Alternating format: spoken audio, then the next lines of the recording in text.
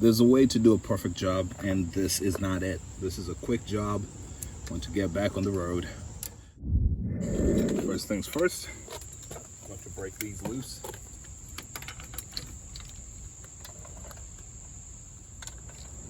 Broken loose. Part 2, lift it.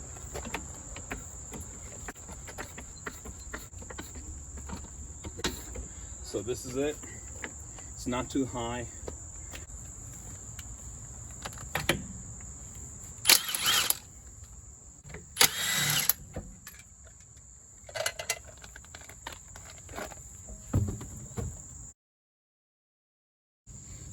The only tool you really need is a 14 milli. That's it, nice and loose.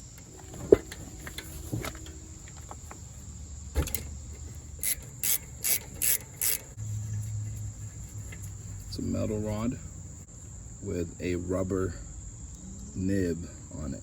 You see that? So that's the top one. The bottom one is going to look a little different. Now, by the way, right here, I loosen both the top and the bottom so I can swing this downwards and I have access to my pads right here. But you could do it the other way as well if you so please.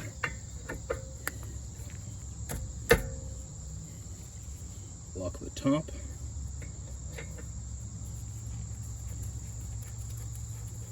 And undo the bottom.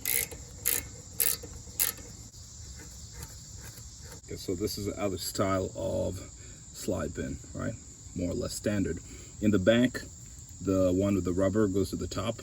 The solid one goes to the bottom. In the front, it's the opposite. So you could swing this, should be able to, swing it upwards. So up or down, do whatever works best for you. Let's go ahead and remove these pads. Pad number 1, pad number 2.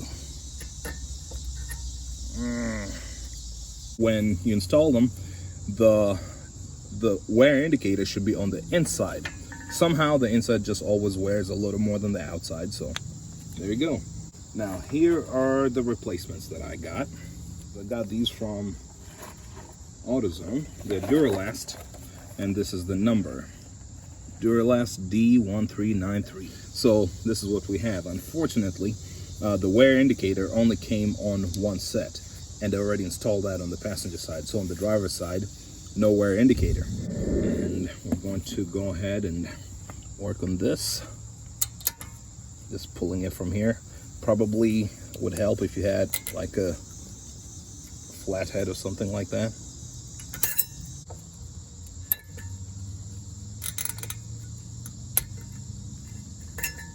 Okay, out we go. And I bought these brackets or clips, came in the bag with the brake pads. Small one won't work.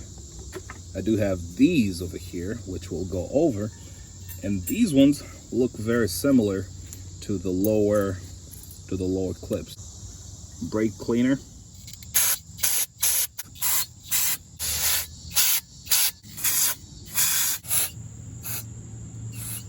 Then I try not to clean that directly, so I just spray it onto paper towel and then wipe it around. Okay, so I'm going to install these clips. Down here it doesn't really require lube. Lube is for the contact parts with the brake pad, and the brake pad goes in here and slides around in here. So, but I usually like to use the lube over here just to prevent any sort of rusting. I have this stuff right here. Looks prettier. It's supposed to be blue. I can see a little bit of rust in there. But we also have the mean, nasty stuff. You touch that, it messes everything up. That black gunk. And that's what I use for the heavy duty componentry.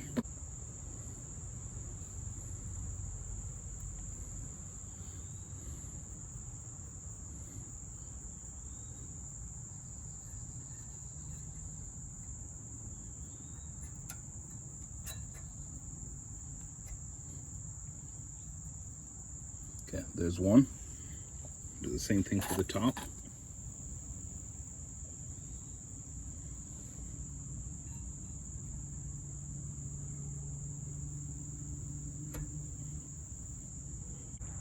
Okay, so that's part one.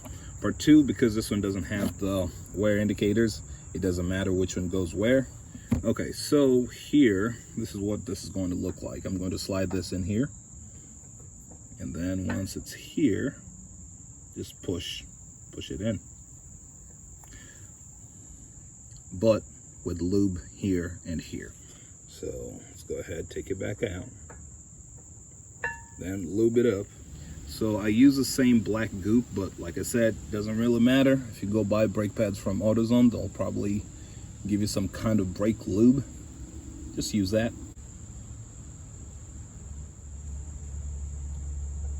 Trying to make sure I don't put any of this onto the rotor. Let's go ahead and lube the second one up. I'm going to work this one in. I'm using the knowledge I have of this side to do it, because I can't really see the other side.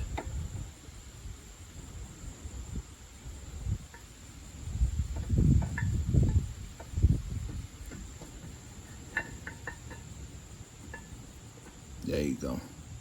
So I'm supposed to push this piston back to allow this width to go in here. So that's what I'm going to do. Sorry you can't really see what's going on, but I'm widening it.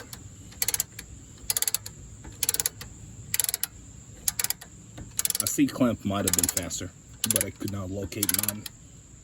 Okay, I've kind of hit a jam somewhere. So now I'm going the other way, contracting it. There you go, see? Piston's all the way in there. Okay, at this point, I'm going to put away my dirty grease, dirty lube. I'm going to use this other stuff. The parts that I think I'll be dealing with a lot. If I ever have to touch something, I don't want that black grease. But this stuff is good enough, you could use it throughout. This is what it looks like. It's the stuff I usually buy this in bulk from AutoZone as well, just because I do so many brake jobs. And this for me is just for contact with the pads themselves. Safe enough for the rubber.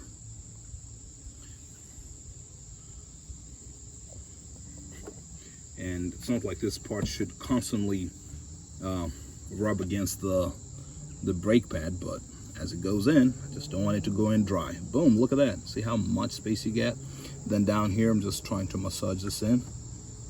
Okay, and then I use the pretty stuff right here. This one I'm not going to clean out or anything. I'm just going to add just a little bit of lube on the sides without messing with what's there. And then stick it in at the bottom. There you go. Then I'm going to take the top one off and do the same.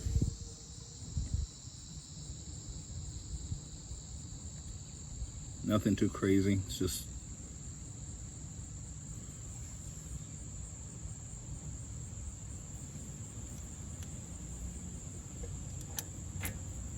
there's a way to do a perfect job, and this is not it. This is a quick job. I want to get back on the road.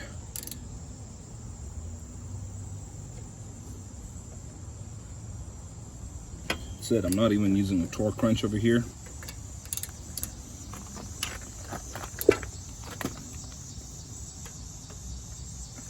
There you go, making sure this is well sealed.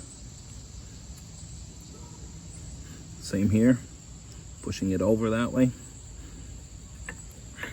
And again, this is a decision I made. I should have called this out earlier. When I went to the store, I did buy the rubber boot kit, the slide pin boot kit over here. This is the number, 16165 from Duralast. Anyway, after opening it up and seeing that it's not all that bad, I decided, let's just go ahead and shortcut that. If this stuff was dry, brittle and dry rotted, I would have replaced it. But for what we're trying to do today, quick and dirty, quick and dirty.